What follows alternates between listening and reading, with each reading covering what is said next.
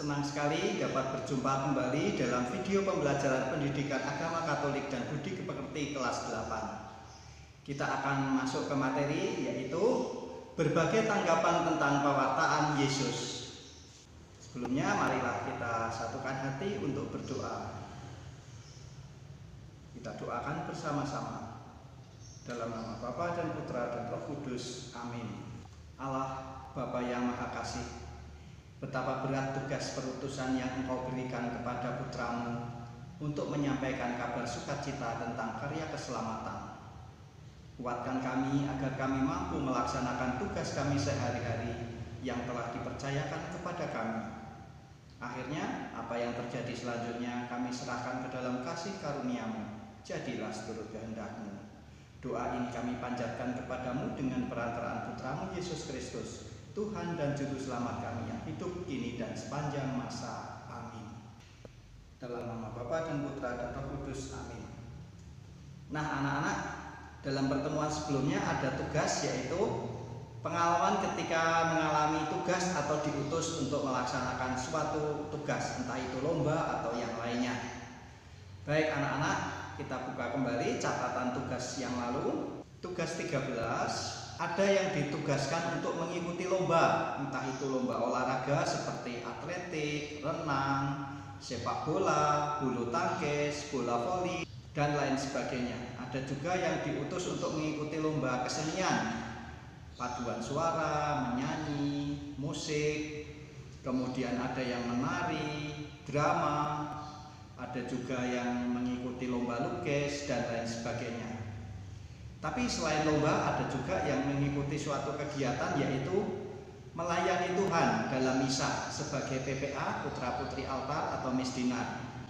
Ada yang menceritakan pengalamannya ketika bertugas pada masa-masa hari raya, entah itu Minggu Palma, Paskah, Jumat Agung, Natal, dan lain sebagainya.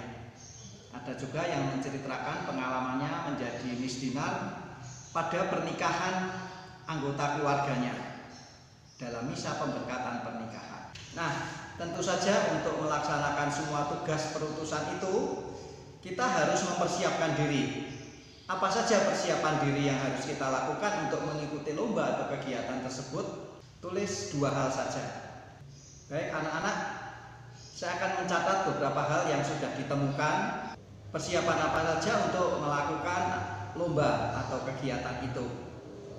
Ada juga beberapa yang perlu pengorbanan untuk bisa mengikuti kegiatan atau lomba tersebut. Mari kita lihat. Yang pertama adalah berlatih dengan giat untuk dapat memenangkan lomba.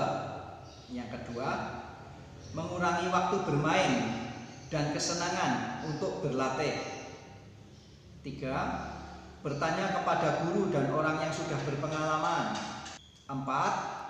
Berbagi tugas dengan teman yang sama-sama mendapatkan tugas. 5. Siap menghadapi risiko tertinggal pelajaran ketika harus berlatih pada jam sekolah atau tidak masuk sekolah ketika mengikuti lomba atau kegiatan. Dan yang keenam, harus bisa melawan kemalasan diri sendiri. Malas bangun pagi, malas berlatih, dan lain sebagainya. Anak-anak, untuk melaksanakan tugas mewartakan kerajaan Allah, Tuhan Yesus pun melakukan persiapan.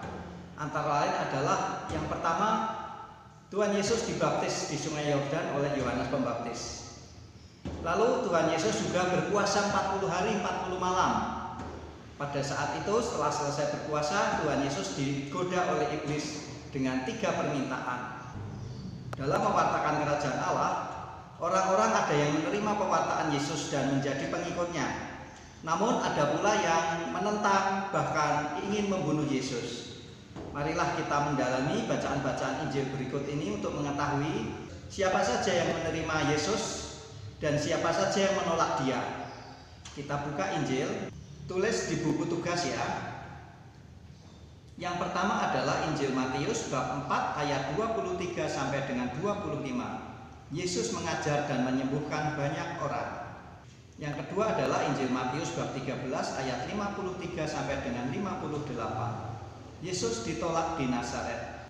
Yang ketiga, Injil Markus bab 14 ayat 1 sampai dengan 2. rencana untuk membunuh Yesus. Yang keempat, Injil Lukas bab 5 ayat 12 sampai dengan 16. Yesus menyembuhkan seorang yang sakit kusta. Sedangkan yang kelima adalah kita buka Injil Lukas bab 19 ayat 1 sampai dengan 10 tentang Zakeus. Yang keenam atau terakhir, bukalah Injil Yohanes bab 10 ayat 31 sampai dengan 39. Yesus ditolak oleh orang Yahudi. Nah, anak-anak, dari bacaan-bacaan Injil tadi silahkan dicari siapa saja yang menerima pewartaan Yesus, nomor 1 ya. Kemudian nomor 2, siapa saja yang menolak pewartaan Yesus, entah itu orang ataupun kelompok orang. Silahkan dikerjakan di buku tugas sekarang. Baik anak-anak, mari kita lanjutkan. Silahkan ambil buku catatan. Kita akan mencatat materi hari ini. Agak banyak ya. Rangkuman materi. Situasi ketika Yesus mewartakan kerajaan Allah adalah orang Yahudi dijajah oleh bangsa Romawi. Mereka diperlakukan tidak adil. Para imam dan ahli Taurat mengajarkan aturan agama yang ketat. Orang Yahudi merindukan Mesias, juru selamat yang dapat membebaskan penderitaan mereka. Tugas Yesus adalah menyelamatkan manusia dari penderitaan dan dosa dengan mewartakan karya keselamatan.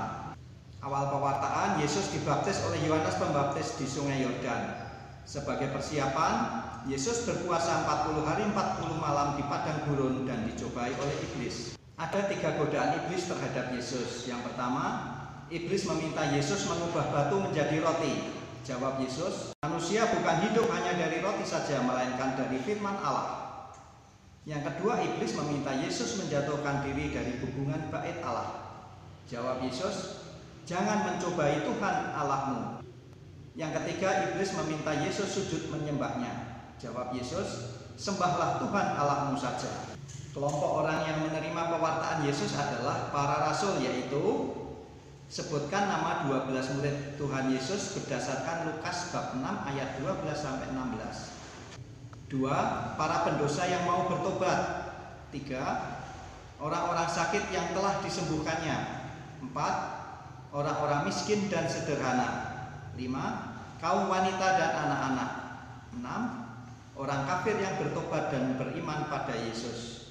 Sedangkan kelompok orang yang menolak pewartaan Yesus adalah para imam dan ahli Taurat yang tidak melaksanakan kewajibannya dengan benar atau munafik. Mereka takut kehilangan pengaruh oleh Yesus. Yang kedua, orang Farisi, yaitu orang yang sangat taat pada hukum Taurat. Mereka takut Yesus akan merusak tatanan sosial. Yang ketiga, para penguasa yang takut kehilangan kekuasaannya. Sedangkan yang keempat adalah orang kaya dan mapan yang takut dan berat meninggalkan kekayaannya demi mengikuti Yesus. Sikap Yesus terhadap orang yang menolaknya adalah 1. Yesus tidak memusuhi mereka. 2. Yesus menghadapi reaksi penolakan itu dengan kasih dan kesabaran. Dan yang ketiga, Yesus menyerahkan diri secara total pada kehendak Bapanya. Ya, itu tadi catatan materi kita hari ini. Mari kita lanjutkan dengan refleksi. Silahkan berkonsentrasi, pejamkan mata. Hari ini kita mendapat pelajaran yang sangat berharga.